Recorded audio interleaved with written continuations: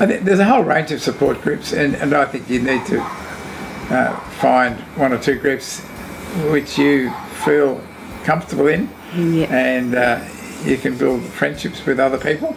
I've actually found that through being involved in a support group, I'm actually building connections with other people who live near me and getting to know them a bit, and that's been a great thing. For me, finding out when Rayla was 52 was, like for most people, it's a bit of a shock. It's like any illness that anybody gets.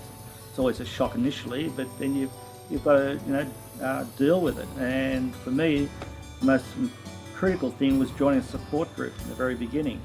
It was confronting the first time I went in, and I went in on my own without Ayla, just to be there, just to see what I was, and to see the people and realise that I had to be there.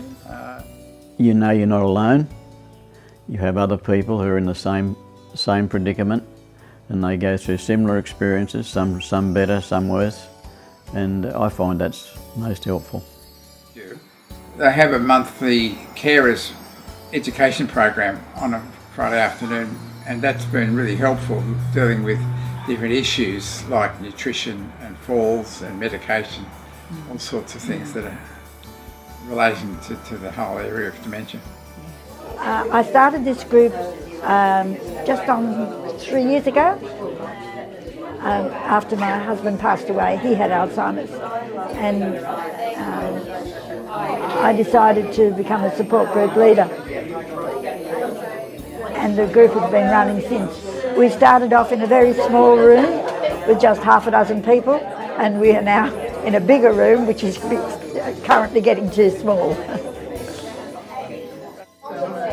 I run through new information that I have picked up in the interim between the last meeting, because I go to a lot of sort of conferences and that kind of thing to try to keep myself up to date.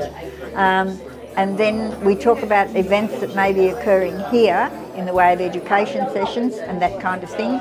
And then we go around the room and chat about what's happened in the past month. And if anybody has a problem that they think they may need help with, somebody in the room is quite likely to say, "This used to happen to me, but this is what I did. It mightn't work for you, but it's worth a try."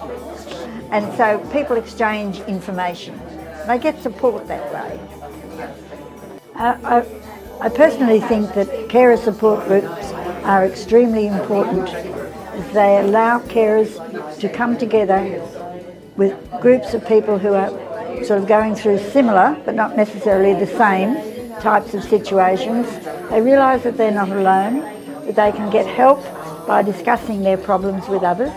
And it's important that the group contains people who are now termed former carers, because they've had a lot of experience that they can pass on to people who are currently still caring for people who are in residential care or caring for people currently at home. So the group is extremely important, and there should be more of them.